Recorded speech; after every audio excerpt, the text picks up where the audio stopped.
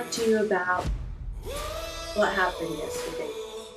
I got drunk and I cut my hair last night. So, what happened? Something always happens, doesn't it? Yesterday, I got in a fight with a cop. I work for a law office, and they were having closing arguments, and so I was going to go down and watch the closing arguments. It was down in Provo, Utah, where I used to live for 8 years. That's where Brigham Young University is located. I served 6 months at a Dublin federal prison, but that wasn't my first rodeo. I was in prison down in Utah County for 8 years, attending BYU, getting my degree in music. Bob was getting his law degree for 8 years. And it felt like a prison sentence. It's a very deeply repressed place, and my family lives down there, and I'm estranged from my family. So I have a lot of fraught emotions about Provo, Utah. A lot of people in this state do. It's called Utah County, and it's the 4th district. So there was a trial down there, and I was going down for the closing arguments. And I didn't really realize that I would be doing that day, so I wasn't prepared to go through the metal detector. And I had on all my jewelry, my rings and bracelets, and I also had on a pair of metal boots with a lot of metal on them. And these boots are very tight at the ankle, and I have to use a shoehorn to put them on, and they're really hard to get back on, especially at a courthouse or in an airport. I didn't realize I was going to court, so I wore these boots. I couldn't get through the metal detector, and so he said, "You got to take off those boots." And I'd already been stripping down everything else, all my jewelry and all my sweaters and my purse, and they were going through my purse, through everything in my purse. And I said to the cop, I asked him, I said, "Do I have to take off my boots? I can't get them back on."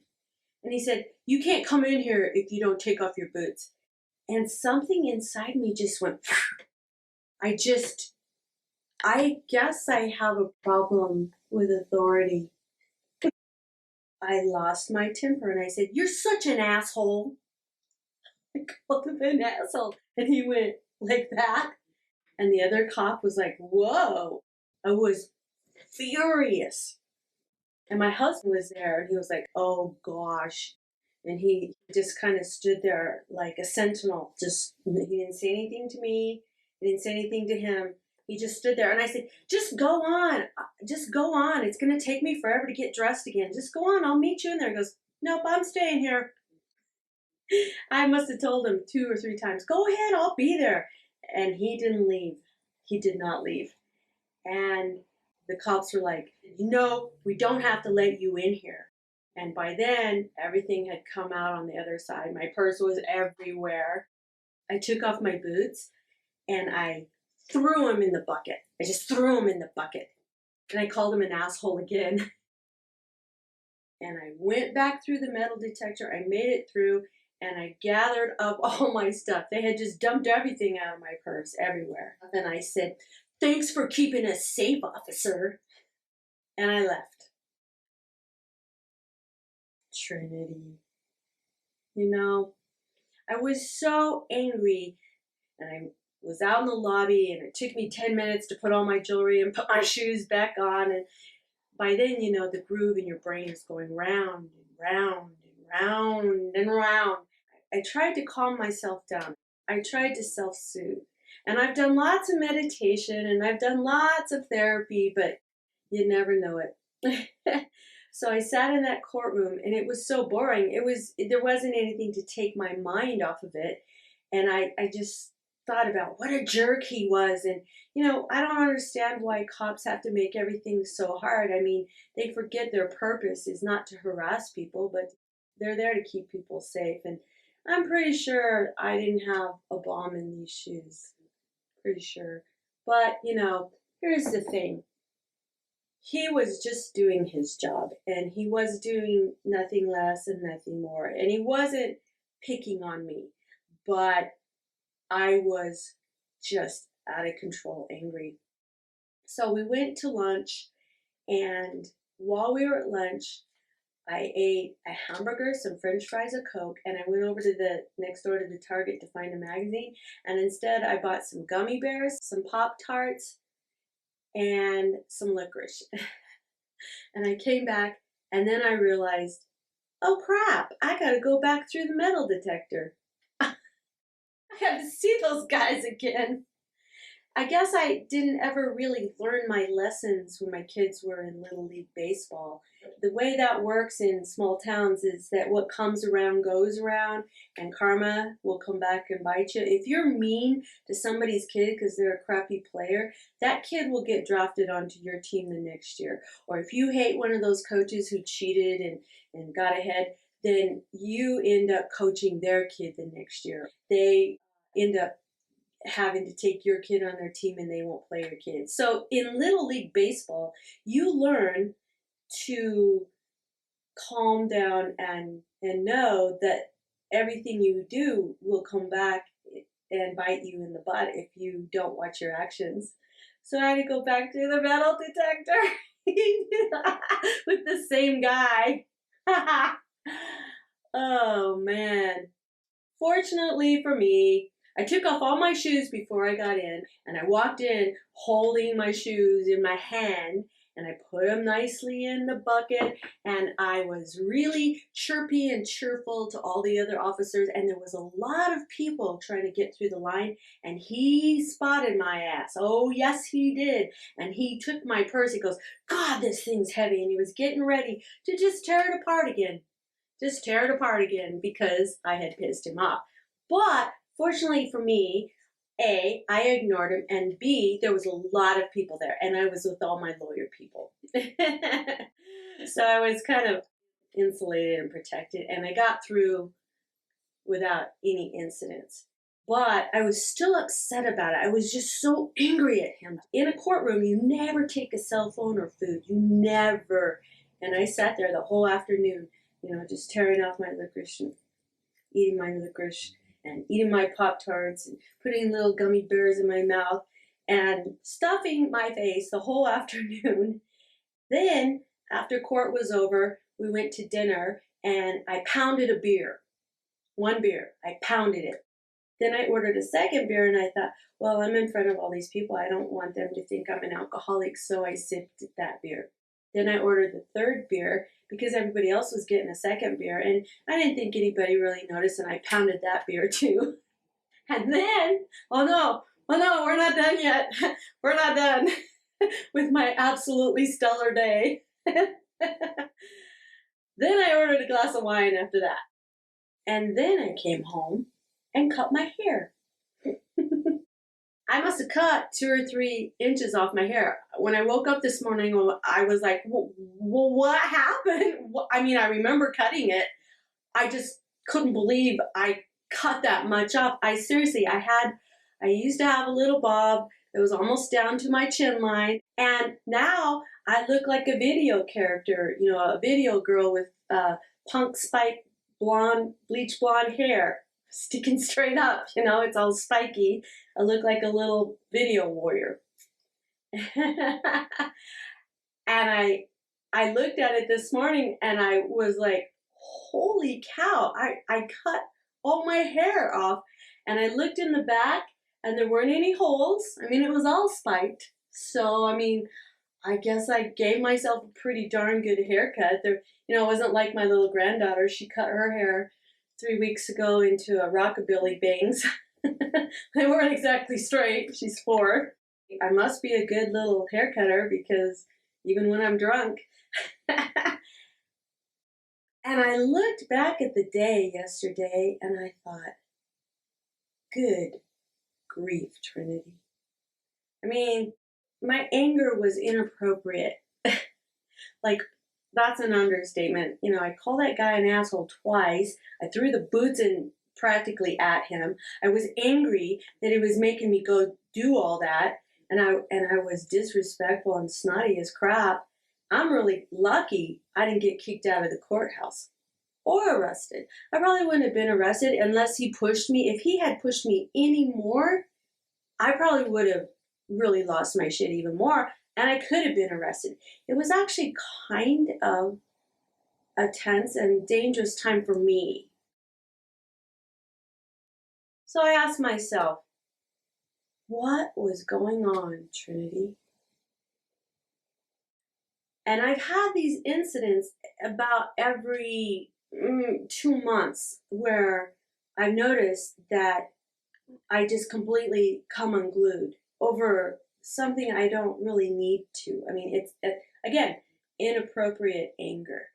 I've also, when I was at the camp in Dublin for 6 months, I lost 45 pounds.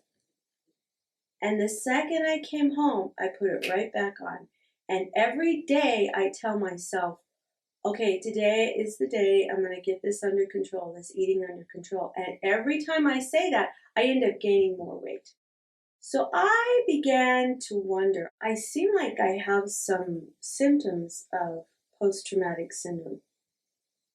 Or maybe there's like this underlying depression that I'm not acknowledging.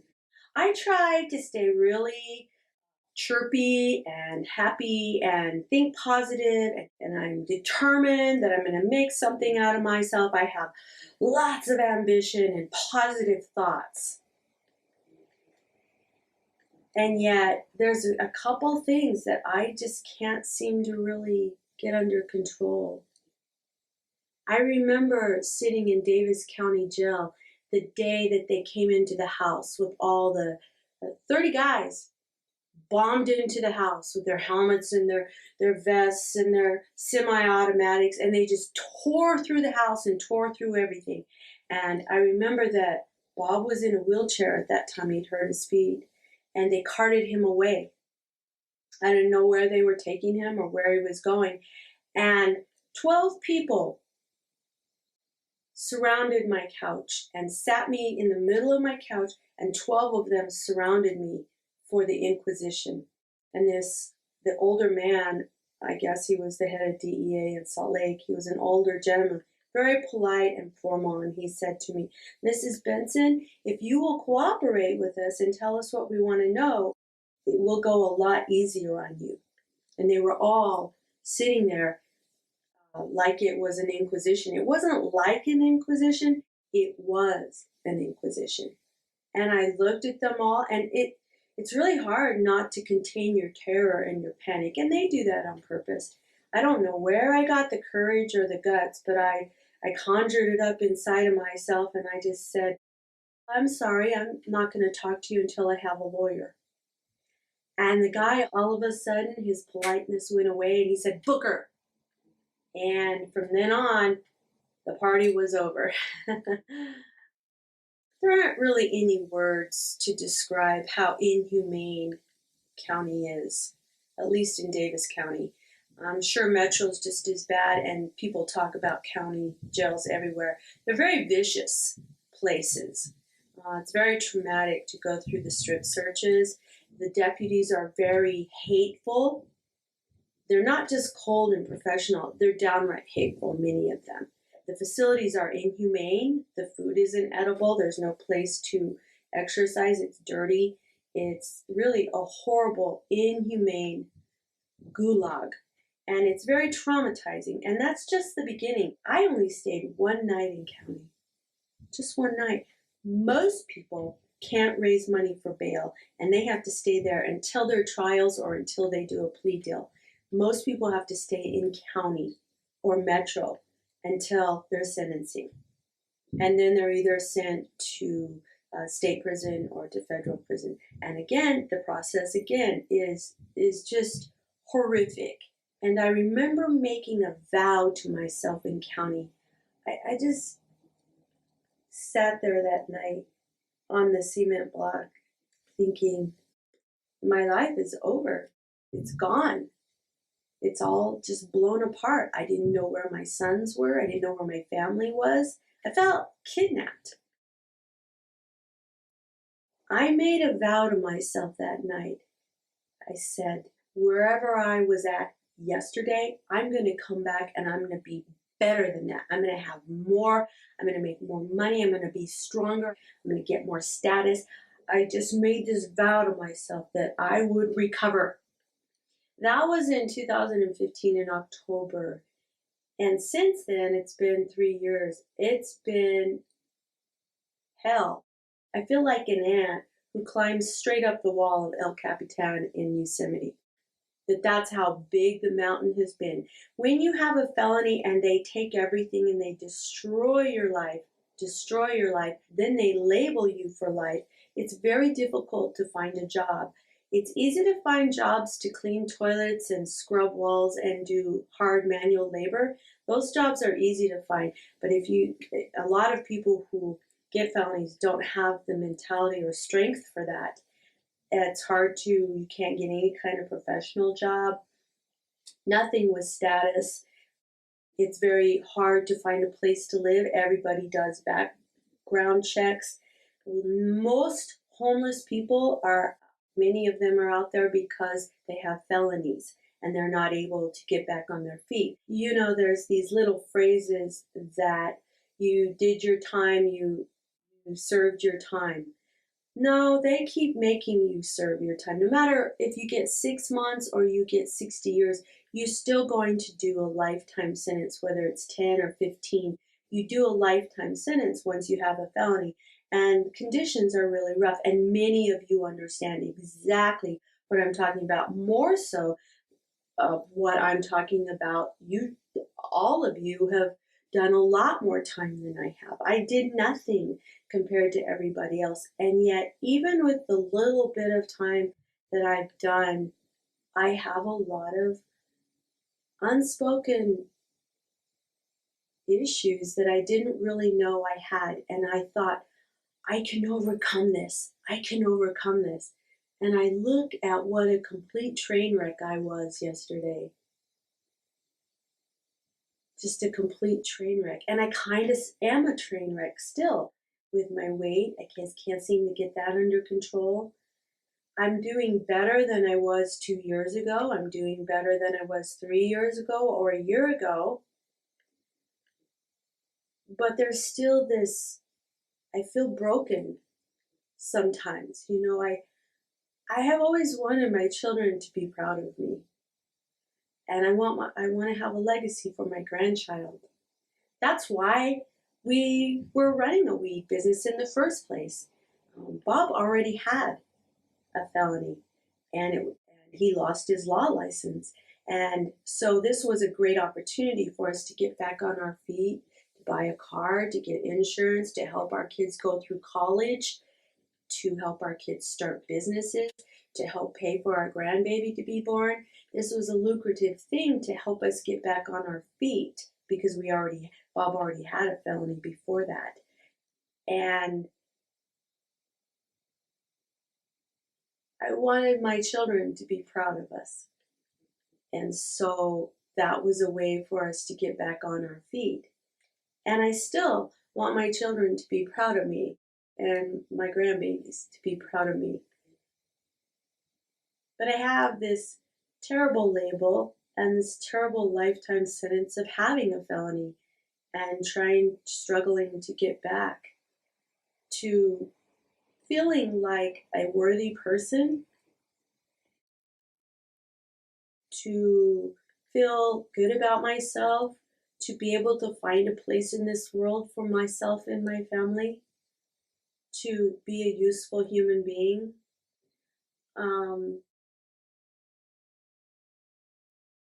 And yet, I don't really know how to do that. I actually looked up post-traumatic syndrome. What is the cause of it? What is the remedy for post-traumatic syndrome, PTS? And it's basically antidepressants, meds. It's a lot of therapy, which I've done years and years of that. I've done antidepressants and I don't like them. I don't feel like they do anything for me really because It's a situational problem for me. I don't really have any solutions. I'm just talking about this. And I fell to pieces yesterday, and I'm worried I'm going to fall to pieces again. And I might end up doing worse or being worse. I guess I need to be hyper aware that of triggers. I didn't even see that one coming. And I work in a law office. I go and deliver papers over to the state courthouse all the time, and I do a lot of stuff. And I live in downtown Salt Lake, so there's cops everywhere. I'm around authorities all the time. I just, I don't know what to do. I just wanted to talk about it tonight for a minute. See if you like my new haircut. I wanted to talk about issues that many convicts, ex-convicts have. And I don't really know if there's a lot of solution to it. I see a lot of cultures who, when their children get shot by the cops and they get treated unfairly, they are very angry people. And the anger doesn't really do any good. It tears me up. It hurts me. I'm hurting myself. And yet I don't feel like I can forgive the system. To me, the prosecutors and the judges and the law enforcement, they cut people's arms off for stealing a loaf of bread. Prosecutorial system in the United States is so vicious. I don't feel like I can forgive them for what they've done to my family and me. If I forgive them, then they get to keep doing it. That's the way I feel about it. And I use my anger, mostly I use my anger as fuel for activism. But sometimes my anger and my hatred gets the worst of me. And I hurt myself. I end up just hurting myself. And the whole thing, it just seems so useless, the hatred and vitriol that our government and those people, authorities have towards over a third of us in this nation. Or 1 in 3 people have said and counted, at least one night. And it's a pretty horrendous experience. And then when you go through the rest of the system, it's even worse. So, I guess the only advice I could give you tonight is before you go out drinking, hide your scissors. Be sure you hide your scissors. And if you don't want to cry about it, you can laugh about it. If you don't want to laugh about it, you can cry about it, because sometimes you just gotta cry. So that's all the time we have for tonight. Until next episode, I'll see you later. Bye-bye.